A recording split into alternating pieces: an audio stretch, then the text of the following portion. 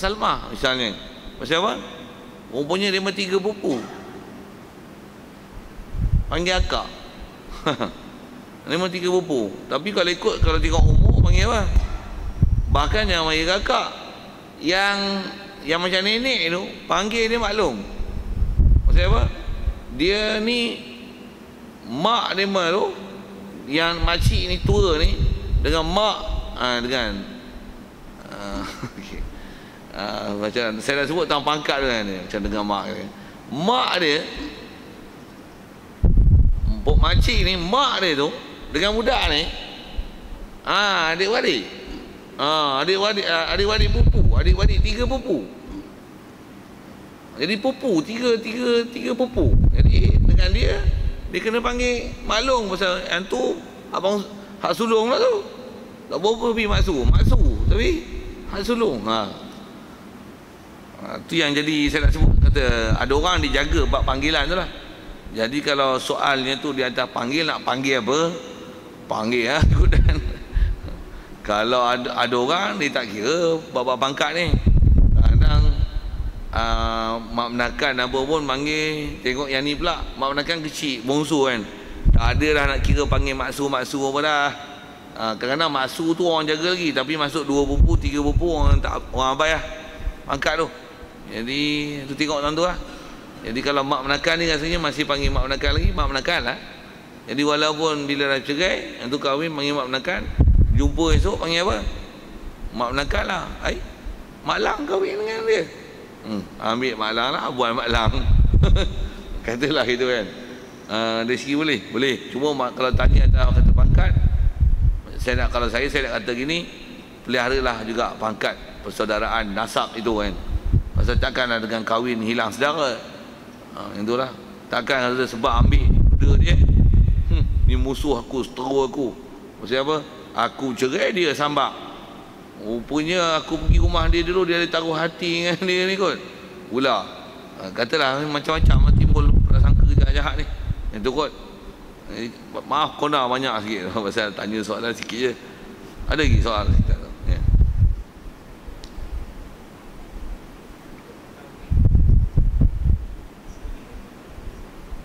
Okey. Edah habis. Dari segi hukum PK-nya, soalannya, adakah perlu edah habis? Kalau ada soalan tu, iya.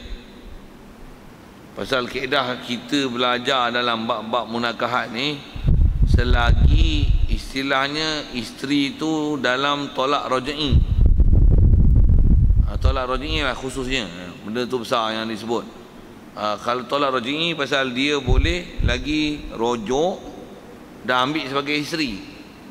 Jadi kebolehan tu ada. Dan kalau ikut mati pun, kalau ikut dalam bab pesaka, mewaris lagi dalam edah raj'i, dia hukum waris dalam pesaka.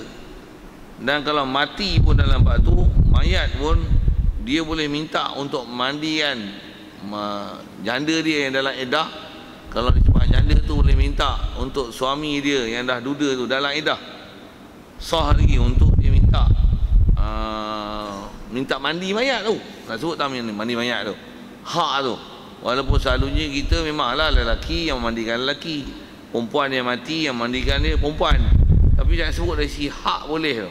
Jadi di atas kata ada hak masih boleh kembali pada suami isteri tu, boleh hak rojok. Jadi kalau khususnya pada talak raj'i, kalau tak selesai lagi edahnya, maka tak boleh dia ambil. Itu kalau yang ada edah lah. Kalau mati dia tak ada edah, maka ambil lah. Hari ni mati isteri, esok kahwin dengan adik dia, boleh. Bila? Apa kes? Kes mati. Tapi kalau hari ni cerai dengan seorang perempuan, esok menikah dengan adik dia, tak boleh. Pasal dia masih pada imkan termungkin dan menjam'i dengan dia rojok. Rojok apa sekali mata ya? Kerojok, siap.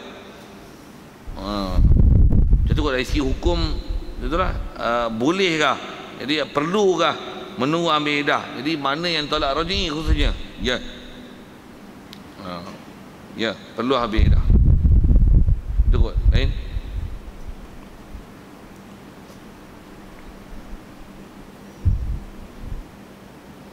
Baik, kalau tak ada sikit masalah yang sebut. Fa in jama'a syakhsun baina man harumal jam'u bi'aqdin wahidin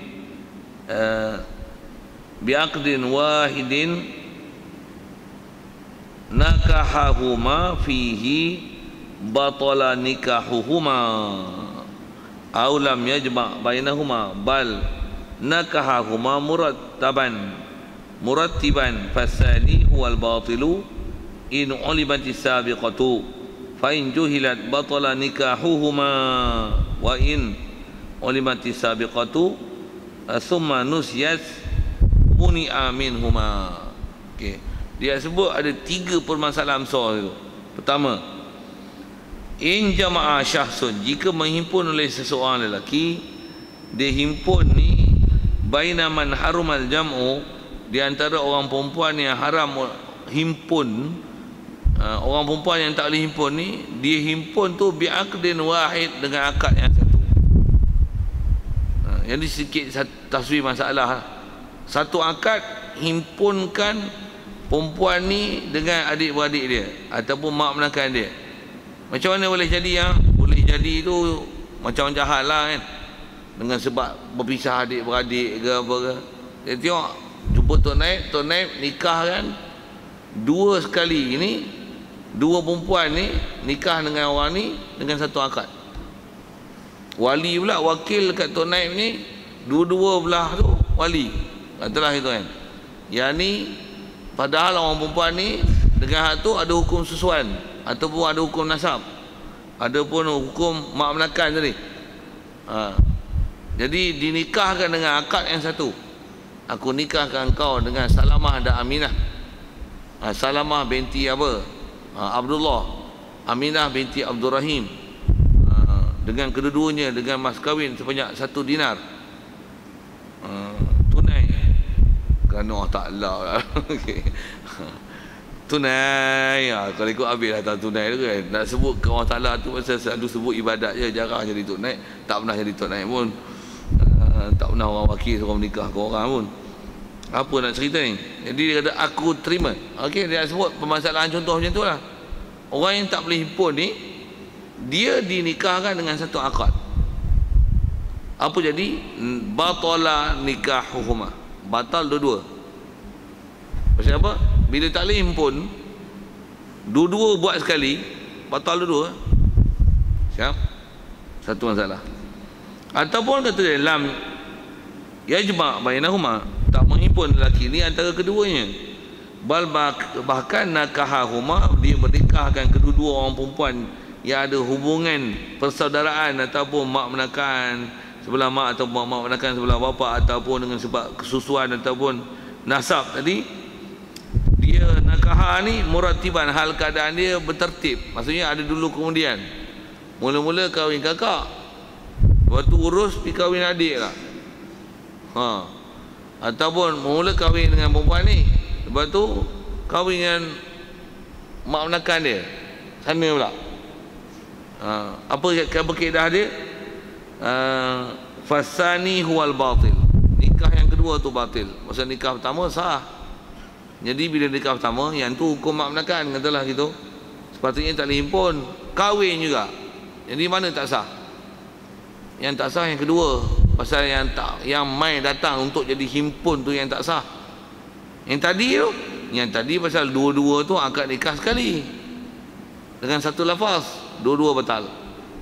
Okey, dua masalah. Fasani huwal batil. Baik. Kemudian in ulimati sabiqatu, batal yang kedua ni jika didahulu diketahui yang mana dulu. Siap. Okey, permasalahan ketiga macam ni. Fa in juhilat, jika tak diketahui dulu, maksudnya memang ada dulu kemudian, tapi tak diketahui siapa dulu. Kes ni kalau kita nak tasbih masalah, macam mana boleh jadi dulu kemudian tapi tak tahu pula, padahal orang yang dinikahkan mestilah tahu, pasal dia yang terima nikah kan. Kita tanggung ni satu akad dia terima, satu akad wakil terima. Waktu nikah sama, hari yang sama, waktu dah bubuh sama. 8,5. 8,5. Tarikh pun berapa bulan sama. Yang ni yang akad nikah tuan badan, yang ni ada wakil yang disuruh minta akad terima nikah bagi pihak dia. Jadi terima betul, maklumlah 8,5 boleh jadi dulu, boleh cepat, boleh lambat. Kadang-kadang betul-betul 8,5. Kadang-kadang isi borang dulu, kadang sembang pula, kadang untuk naik lambat kan. Kadang-kadang benda tu tak dipeduli pun. Tengok-tengok, cek-cek, rupanya ada hubungan nasab ni. Hari yang sama, waktu yang sama, dengan berjanji lah. Tapi bila berlaku akad nikah yang terima, pukul apa? Tak dapat dipastikan. Yang tu yang disebut juhilat. Tak tahu tu.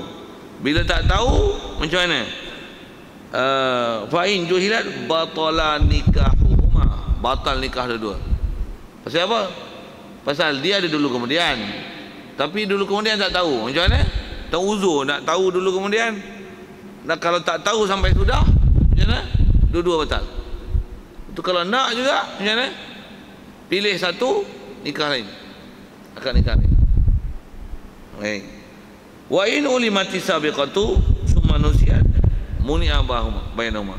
Jika diketahui yang mana dulu kemudian, asalnya tahu, summa nusiat kemudian dilupakan.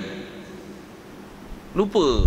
Sama ada dilupakan, dia dilupakan ataupun teratuk meja ke mana, kepak.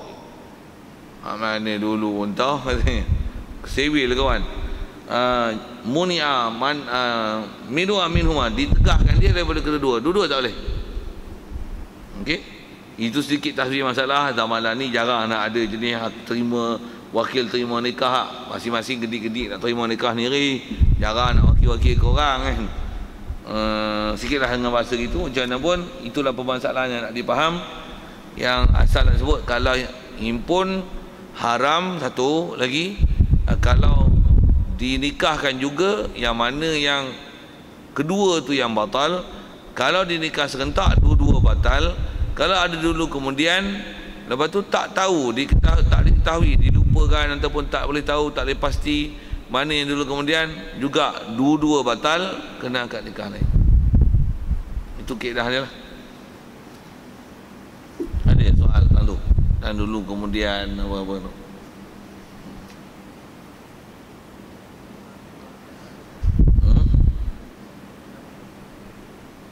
Kuat sikit. Mula dia tahu. Betul? Muni'a tu dia tak batalah pasal tahu. Lepas tu bila dia lupa, muni'a dia tak batalah lagi. Jadi kena tunggu sampai dia ingat. Dia tak batalah lagi pasal tahu. Aku tahu mana dulu tapi lost memory kata dia. Pasal kawan boleh lepas accident, koma seminggu. Oh sedar-sedar. Lepas-lepas akad nikah tu yang koma accident tu. Mana satu dulu, mana tu dapat, katalah kan, kita nak cerita tu macam-macam lah nak buat andaian tu. Tapi muni'ah tu bukan masuk batalah lagi. Muni'ah tu maksudnya ditegah, maksudnya tak dipastikan dulu mana yang sah tak sah. Pasal dia tahu. Dia lupa. Apa kaedah lupa? Tunggu sampai dia ingat. Tunggu sampai dia ingat, baru boleh dia pakai mana satu yang sepatutnya itu adalah dulu ataupun kemudiannya. Jadi yang dulu tu akan sah, yang kemudian adalah yang batal. Jadinya ilmu dia kawan macam tu. Realiti jadi macam mana tu. Tu tanggung tengok macam mana apa kes. Itu kita belajar mahkamah hanya undang-undang kan. Maksudnya kadang-kadang hakim tak tahu tuan hukum ni. Aku tak pernah belajar katanya. Kita duduk masjid orang kampung je belajar. Ni bukan kampung lah, orang pekan ni. Orang taman belajar. Kami tahu. Kami belajar dengan ustaz. Wajah kitab Fathul Qarib, muka surat sekian-sekian, perengan 773. Bukan lah. Betul lah awaknya maklumat. Itulah suruh mengaji. Ini jadi hakim tak mengaji. Bodoh. Saja bodoh tu kan. Suruh mengaji sikit. Ada lain sekitar tu. Kalau kita rasanya nak jadi macam ni tak banyak lah. Cuma selalunya yang masalah tercuai ke kita masalah nak jaga muamalat tu dan ikhtilaf. Istilah muamalat tu maksudnya kita duk kira bicara pergi rumah nanti salam aurat, bab sembang pun kadang sembang dengan ipar selamba je. Kita dengan isteri tak apa lah. Betul, ada kakak ipar sembang macam member lama kadang tak ada siapa duduk depan. Bini duk masak kat dapur dengan kakak ipar sembang. Relax duduk sebelah macam sembang dengan bini lah. Kan tudung tak pakai. Kadang mesra dengan kakak ipar dia ada mesra dengan bini sembang. Begitu ke adik ipar, kau apa-apa ambil SPM ni. Oh baguslah. Ngaji sekolah kamu. Tak ada pun istilah kena jaga batas-batas yang pasal dia tak dapat hukum mahram, dia cuma haram kahwin. Mahram tak dapat. Jadi aurat apa-apa pun kena jaga. Ni sembang macam tak ada apa-apa, macam adik-beradik sembang. Itu kot. Jadi kita kadang terlepas pandangnya tu lah. Yang kadang buat dosa kita yang kita tak sedar jenis-jenis macam tu lah. Bila ilmu tak cukup, kita rasa benda tu tak salah, padahal dia berdosa. Okey, itulah nak sedikit yang tu kot ya.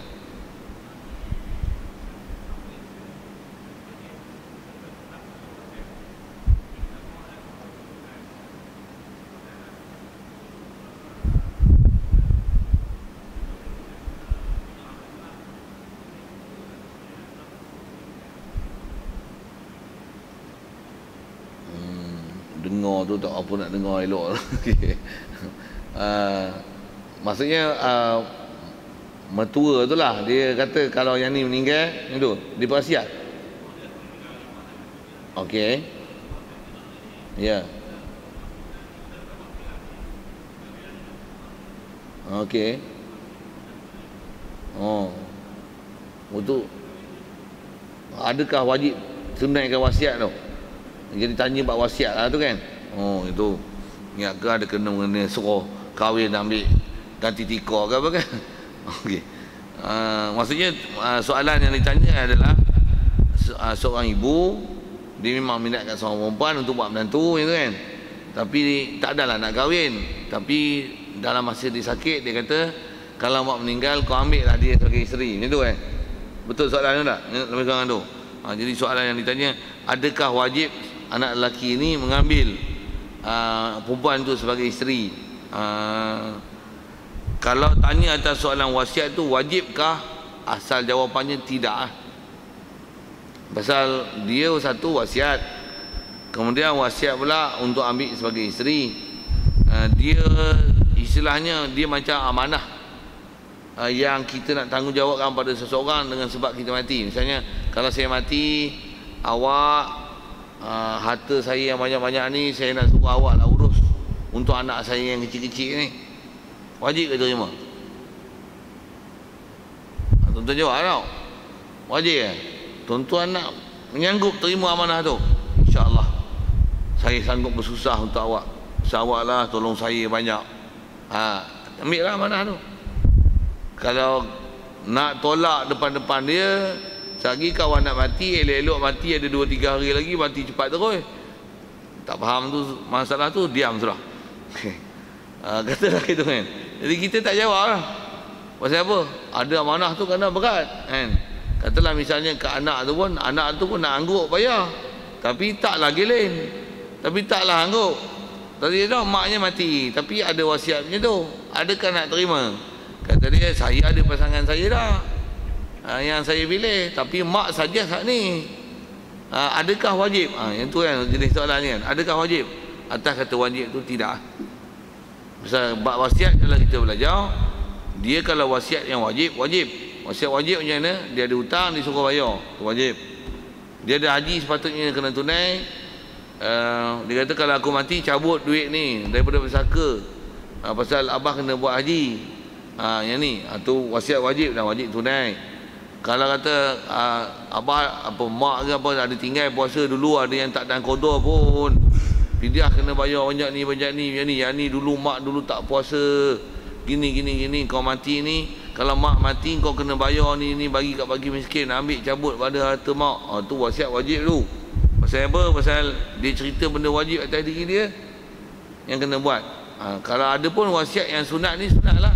Kalau saya buat misal contoh sunat tu, macam mana pun dia hukum terima tu harus, macam mana pun dah mak kan, adalah sunat hukum menerima tu. Tambah pula mak selalunya dia menilai, mesti dia nilai jauh tu, dia berkenan sikit dengan cakap gitu.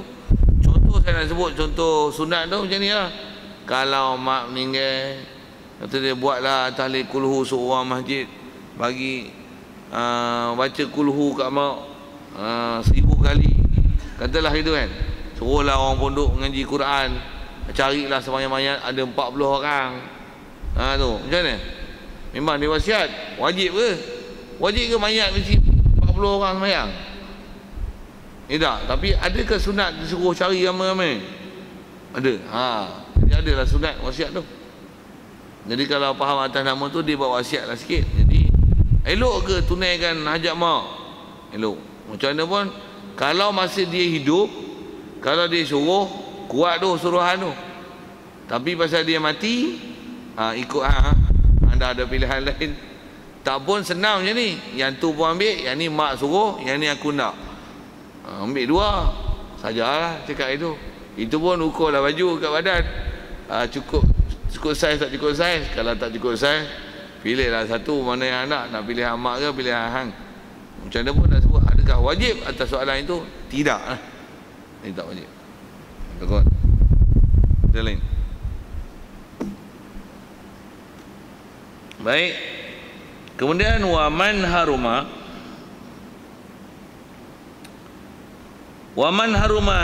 jam'uhuma binikahin haruma jam'uhuma aidan fil wat'i bimilkil yamin. Yang ni sikit dia sebut masalah perhambaan. Dia kata siapa-siapa yang haram himpunkan keduanya, perempuan dengan adik-beradik dia tadi dan sebagainya, haram himpun ni binikahin dengan sebab nikah. Jadi haram menikah, himpun madukan sekali seorang perempuan dengan adik-beradik dia, dengan kakak dia, adik dia, mak menakan dia sebelah mak, mak menakan sebelah bapak, yang ada hukum ridha, ada hukum nasab tadi tu. Jadi mana haram himpun dengan sebab nikah, haruma jam'uhuma aidan fil wat'i, haram juga himpun keduanya pada masalah wati. Masalah wati jima'. Dan jima' ni kes apa? Bimilkil yamin, dengan sebab pemilikan tangan kanan. Tu asal bahasa. Maksud tangan kanan itu adalah hamba. Katalah hamba kita beli, adik-beradik ni perempuan 2 orang. Kalau ikut kaedah syarak, hamba bila beli, kalau haidkan dia sekali, dia datang haid sekali, suci, boleh pakai.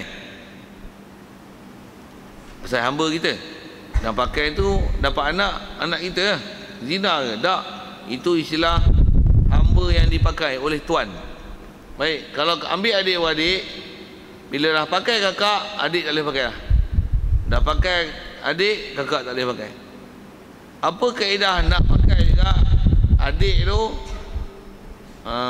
Bila kita pakai, sekarang nak kakak pula, buat macam mana?